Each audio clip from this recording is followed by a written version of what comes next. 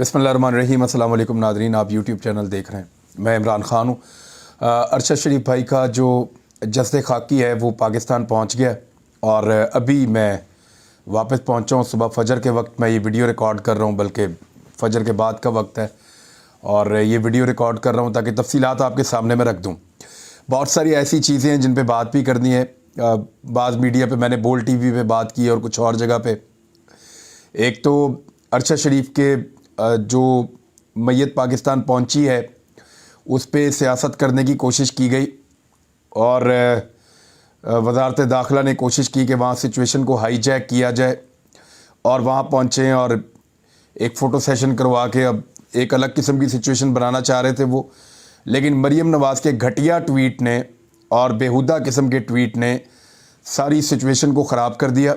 उनकी फैमिली ने हर तरह की इजाज़त दे रखी थी और जो लोग भी आ रहे थे, चाहे उनका ताल्लुक़ किसी भी पॉलिटिकल पार्टी से था, दोस्त या दुश्मन, सबके लिए अरशद शरीफ साहब के घर का दरवाज़ा खुला था। सबको आने की इजाज़त दी जा रही थी और सबके साथ बड़ा हुस्न सलूक से पेश आ रहे थे। घर वाले बड़ी खंदा पेशानी से उनको दुआ के लिए घर के अंदर लाया जा रहा था। लेकिन मरीम नवाज़ ने ज़ख्मों के ऊपर नमक छिड़का। जिस तरह का एक गंदा ट्वीट किसी ने किया, उसको मरीम नवाज़ ने रीट्वीट करके उसके ऊपर और जो है वो गंद डाला। और जो हरकत मरीम नवाज़ ने की, यानी एक ऐसा एलिगेशन कि अरशद शरीफ उन लोगों में से थे जो हमेशा हर बीमार की वो पूछते थे, तैमाददारी करते थे और हर किस्म के दुख के मौके के ऊपर वो रंज का इजहार करते थे। यहाँ बहुत सारे ट्वीट हैं, मैंने निकाल के रखे हैं। मिसाल के तौर पे आप ये कोई भी एक ट्वीट उठा लें, ये सारे अरशद शरीफ साहब के हैं। मरीम नवाज़ तो उनके ऊपर शायद ऐसे घिनौना इल्ज़ाम लगा रही हैं कि जैसे अरशद शरीफ साहब किसी और तरह से चीज़ों को देख रहे थे। अब ज़रा ये ट्वीट्स की पूरी एक लिस्ट है, एक लंबी, लेकिन मैं दो तीन आपको पढ़ के बता देता हूँ। ये एक ट्वीट में अरशद शरीफ साहब लिख रहे हैं, prayers and wishes for the good health and recovery of Kulsoom Nawaz, a brave woman who stood strong in her role as a wife, mother, sister and a source of strength during difficult times for the Sharif family। जब कुलसूम नवाज साहिबा के मामले के ऊपर बार बार कहा जाता है कि अरशद शरीफ साहब ने, इसी को जवाब बनाते हैं ना, तो देखें अरशद शरीफ साहब कितने अच्छे अल्फाज में उनकी सेहत के लिए दुआ कर रहे हैं। मरीम नवाज साहिबा जब बीमार हो गई तो वहाँ पे कहा wish you good health and a quick recovery Maryam Nawaz Sharif. यहाँ पे भी उन्होंने एक बड़े अच्छे अंदाज में अरशद शरीफ साहब ने ट्वीट किया। उनकी अहलिया भी ये करती रही। फिर एक और में prayers for good health and well being of Mrs Kulsoom Nawaz, ये मरीम नवाज साहबा ने एक ट्वीट किया था, उस पर अरशद शरीफ साहब ने ये ट्वीट किया था। लेकिन मरीम नवाज साहबा ने जो घटिया और बेहुदा ट्वीट किया उसके ऊपर पूरे पाकिस्तान में शदीद गम गुस्सा था। और फिर उसके ऊपर जब सवाल पूछा गया मरीम नवाज़ से 2 मरतबा, तो मरीम नवाज़ ने जवाब नहीं दिया। बड़ी रऊनत के साथ, बड़ी फ़िरौनियत के साथ अपनी गाड़ी में बैठी अपने वालिद गिरामी के साथ और निकल ली और सवाल सुन रही थी और रिस्पॉन्ड नहीं कर रही थी। तो ये वो असल चेहरा है मरीम नवाज़ का जो एक्चुअली है। ये उसके अंदर का, इन लोगों का असल ये है। ये हमें पाकिस्तानियों को ऐसे ही कीड़े मकोड़े समझते हैं, अपनी जमात के वर्कर्स को भी ऐसे ही समझते हैं और एक आम पाकिस्तानी को भी ऐसे ही समझते हैं। किसी के जज्बात का इन्हें कोई एहसास नहीं है। ये मरीम नवाज साहिबा ने किस रऊनत के साथ गाड़ी में बैठ के वो निकल गई, वो वीडियो आप सब ने देखी है। 2 मरतबा सहाफ़ी ने सवाल किया और जवाब नहीं दिया। लेकिन जब मरीम नवाज़ को इसके डैमेज का बताया गया कि लाखों लोग इसके ऊपर लानत भेज रहे हैं, मुलामत कर रहे हैं इस ट्वीट के ऊपर जो आपने की है, और लोग उस पर रिस्पॉन्ड कर रहे हैं, बल्कि वो सहाफ़ी भी मजम्मत कर रहे हैं जो नॉर्मली मरीम नवाज़ के कैंप में होते हैं, तो फिर मरीम नवाज़ ने उसके ऊपर एक अपॉलजी ज़रूर की, लेकिन वो भी एक ऐसे अंदाज में कि जिसमें अपॉलजी से ज़्यादा वो जस्टिफिकेशन थी उनकी पिछली ट्वीट की। इस भोंडे अंदाज में उन्होंने उसको अपॉलजी किया है। अब इसके बाद फिर फैमिली जो है उनका काफ़ी दिल दुखा ہم سب کو بڑی تکلیف ہوئی اس بات کے اوپر کہ وہ ارشد شریف جو ہر بیماری کے اندر، ہر دکھ کے اندر ہمیشہ اچھے جذبات کا اظہار کرتا تھا، اس کی میت کی تصویر لگا کے، اتنا بھونڈا الزام لگا کے، اتنی گھٹیا ٹویٹ کرنے کے بعد کیسے پھر ان کی فیملی سے ایکسپیکٹ کیا جا سکتا ہے کہ وہ ہر چیز الاؤ کرتے چلے جائیں؟ تو انہوں نے کہا جی نہیں، وہ وہاں پہ ایئرپورٹ پہ کوئی نہ آئے، ہم لوگ خود جائیں گے اور جا کر ریسیو کریں گے۔ اس وقت جو لوگ موجود تھے وہاں پہ گھر میں، انہوں نے یہ فیصلہ کیا کہ منع کر دیا جائے حکومت کو، اور حکومت کو یہ بھی کہہ دیا جائے کہ آپ کوئی پروٹوکول نہ دیں، روٹین کے مطابق آپ ڈیڈ باڈی ہمیں دیں، جتنے مرضی لوگ وہاں پہ آنا چاہتے ہیں صحافی اور باقی لوگ وہ آ جائیں، تو آپ ان کو فیسیلیٹیٹ نہ کریں، آپ وہ اپنا روٹین میں آ جائیں گے۔ تو گورنمنٹ نے پھر بدلہ لینے کا فیصلہ کیا، اور پھر جس طریقے سے بدلہ لیا، باقاعدہ وہاں پہ جو سیکیورٹی پہ موجود لوگ تھے، مجھے کچھ لوگوں نے یہ بات بتائی، مراد سعید نے بھی بتایا کہ ان کے نام لکھوائے گئے تھے کہ یہ بندے اندر داخل نہ ہوں۔ لوگوں کو روک لیا گیا، صحافیوں کو روک لیا گیا، ہمیں روک لیا گیا، اور صرف فیملی کے چند لوگوں کو اندر جانے دیا گیا۔ یہ بدلہ تھا حکومت کی جانب سے، اگر تم ہمیں نہیں آنے دو گے تو ہم کسی کو بھی نہیں جانے دیں گے۔ لیکن رات 2 بجے جس طرح پاکستانیوں نے اپنے ہیرو کا استقبال کیا، جس طرح شہید کو عزت دی ہے، یہ بات بتاتی ہے کہ رات 3-3:15 بجے وہ میت کو باہر لے کر آئے۔ لوگوں کی بہت بڑی تعداد سینکڑوں میں موجود تھی، وہ پھول لے کر آئے تھے، پاکستان کے پرچم لے کر آئے تھے، تکبیر کے نعرے بلند کر رہے تھے، نعرہ رسالت بلند کر رہے تھے، پاکستان زندہ باد کے نعرے لگا رہے تھے، ارشد شریف کے نعرے لگا رہے تھے۔ تو یہ ارشد شریف کو اللہ تعالیٰ نے، شہید ارشد شریف کو یہ عزت بخشی ہے، یہ کسی اور کے کھاتے میں نہیں آئی۔ تو میں نے آج یہ مثال بھی دی تھی کل کہ اونٹ بیٹھا ہوا بھی ہو نا تو کتوں سے بڑا ہوتا ہے۔ جن لوگوں سے شریف خاندان نے ڈیل کی بھیک مانگی ہے نا، جہاں جا کر بوٹ پالش کر کے بھیک مانگی ہے ڈیل کی، اور آ کر حکومت میں بیٹھے ہیں، وہاں ارشد شریف سے ڈیل کی بہت کوشش کی گئی ہے۔ ارشد شریف وہ ہے جو ڈٹا رہا، جس نے ہمت نہیں ہاری، وہ اپنی قوم کے لیے، اپنے ملک کے لیے لڑتا رہا۔ ایک عام شہری، ایک عام پاکستانی اور ایک صحافی کے طور پہ اس نے اپنا حق ادا کیا ہے۔ تو یہ تم لوگوں سے نہیں ہو پائے گا، نہ کبھی کر پاؤ گے، نہ اتنی اوقات ہے۔ زندگی پوری کی پوری ڈیلوں سے اور کرپشن سے اور منی لانڈرنگ سے اور کیسز سے بھری ہوئی ہے۔ تو ارشد شریف کے سامنے بونے ہیں، لہذا اس کے بارے میں بات کرنے سے بہتر ہے کہ شٹ اپ، اس پہ بات ہی نہ کریں۔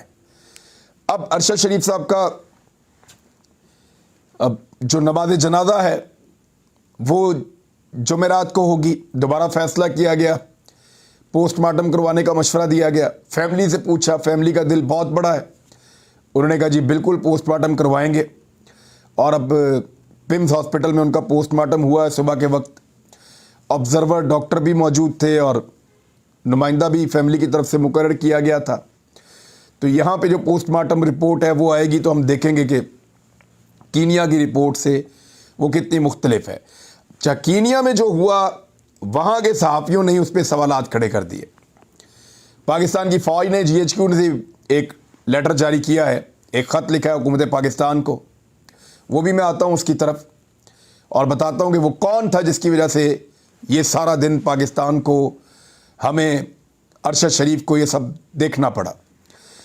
کینیا میں جو صحافی ہیں انہوں نے ارشد شریف کے قتل پہ کچھ سوالات اٹھا دیے ہیں۔ انہوں نے کہا کہ کینیا پولیس نے ارشد شریف کی گاڑی روکنے کی کوشش کی نہیں کی؟ کیا کار سواروں نے حکم ماننے سے انکار کیا؟ ایسا تو کچھ ہوا ہی نہیں۔ اگر کار سواروں نے پولیس پر فائرنگ نہیں کی تو پولیس نے گولیاں کیوں چلائی؟ یہ بھی سوال ہے۔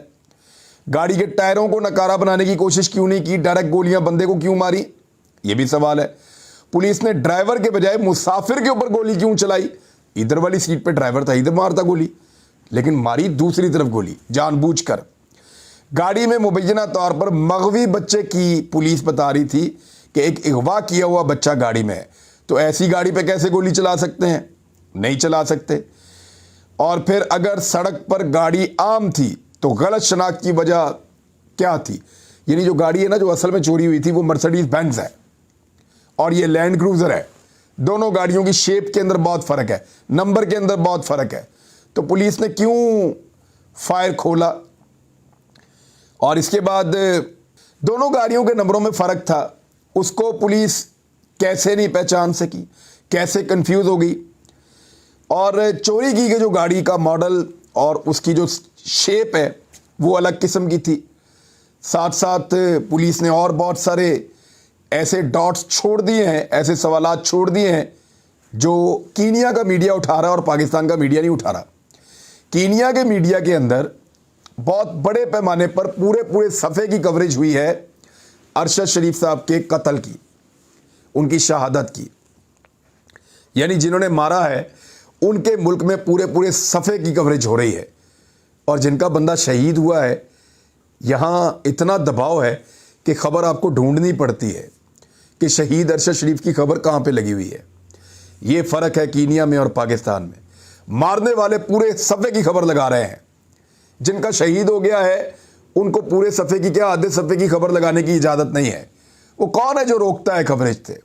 वो कौन है जो सहाफ़ियों को फ़ोन कर रहा था? वो कौन है जो इदारों को फ़ोन कर रहा था कवरेज डाउन करने के लिए? फिर GHQ से बाकायदा एक जारी हुआ है पाक फ़ौज की तरफ से एक लेटर हुकूमत के नाम, वो भी मैं आपको बताता हूँ। DGISPR जो हैं तर्जुमान पाक फ़ौज के, उन्होंने भी बयान दिया है निजी TV को। उन्होंने कहा कि GHQ की जानिब से हुकूमत से दरख्वास्त की गई है कि अफसोसनाक वाक़े की मुकम्मल तहकीकात कराई जाएँ। इसके जो भी अवामिल और मुहर्रिकात थे इनको भरपूर तरीके से देखने की ज़रूरत है। कल वज़ीर-ए-आज़म ने कीनिया के सदर से बात की।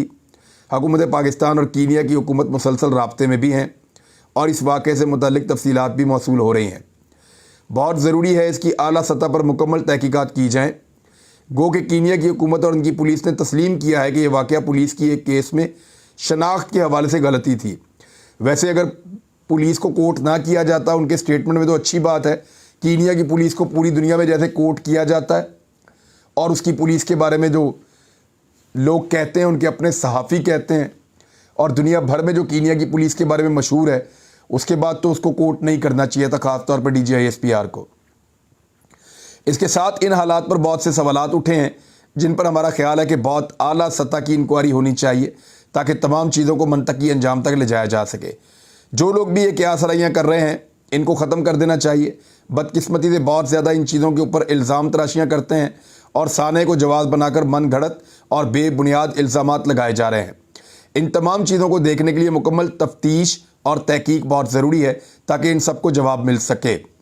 तर्जुमान पाक फ़ौज ने कहा तहकीकात इन हालात की नहीं होनी चाहिए वहाँ पर क्या हुआ, बल्कि इन हालात की भी होनी चाहिए कि अरशद शरीफ को पाकिस्तान से जाना क्यों पड़ा, किसने इनको मजबूर किया यहाँ से जाने के लिए और कैसे गए और इस दौरान कहाँ पर रहे, इस वाक़े तक पहुँचने के क्या हालात थे, ये सारा कुछ कैसे हुआ, क्यों ना इन तमाम मराहिल में बदकिस्मती से बार बार जवाब बनाकर बिलाकर इल्ज़ाम तराशी की जा रही है। बार मैं बता देता हूँ और मेरा बड़ा खुला, मैं ओपनली इस बात को कह देता हूँ, GHQ से ये लेटर आया ना और DGISPR कह रहे हैं पाक फ़ौज के तर्जुमान, तो मैं पाक फ़ौज के सरबराह से अर्ज़ कर देता हूँ जनरल कमर जावेद बाजवा साहब से कि वो इसको चेक कर लें कि अरशद शरीफ के पीछे कौन लोग लगे हुए थे।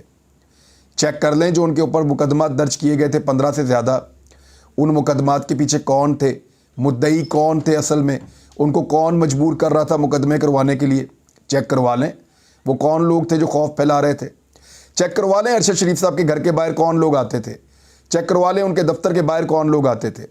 ये भी चेक करवाइए कि अफ़गानिस्तान से लोग कौन लेकर आया था। ये भी चेक करवाइए कि किस तरह से खौफ पैदा कर दिया गया था।